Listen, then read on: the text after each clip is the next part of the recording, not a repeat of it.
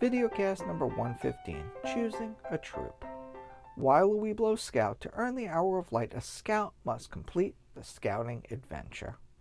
As part of this requirement, Scouts must visit a Boy Scout troop meeting and with their Weeblo's den leader, parent, or guardian participate in a Boy Scout troop campout or other outdoor activity. There are some packs that have a direct relationship with a troop, and while it's never required to go to a specific troop, it can be strongly encouraged depending on the nature of that Cub unit, Boy Scout unit relationship. While there's nothing wrong with Cubs always bridging to the same troop, it's important to understand that it is not the family's choice on where to go, not the pack or the troops.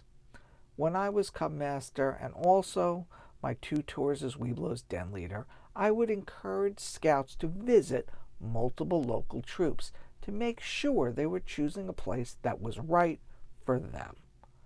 This perspective did not change when I was Scoutmaster either, as the thing of paramount importance is the Scout transition to a troop to continue the Scouting journey, and it doesn't do anyone any good if the Scout transitions and is not happy, only to drop out a month later. This does happen for many reasons.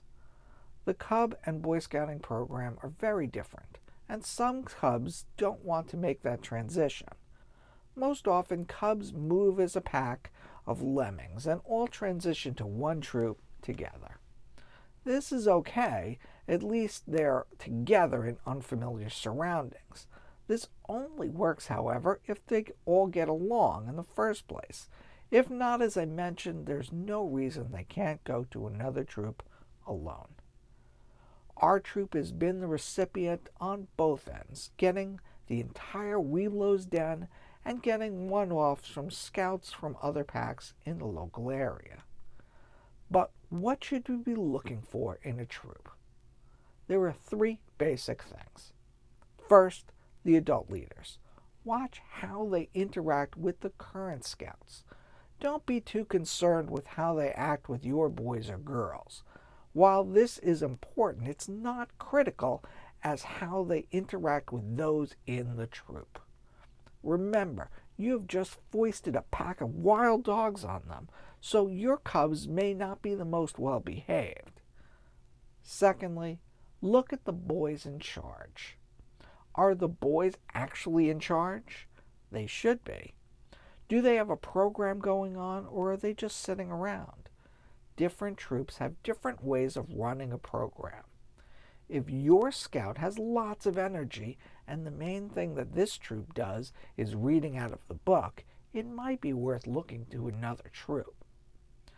And thirdly, look at the size and makeup of the troop. Do they have lots of Scouts or only just a few?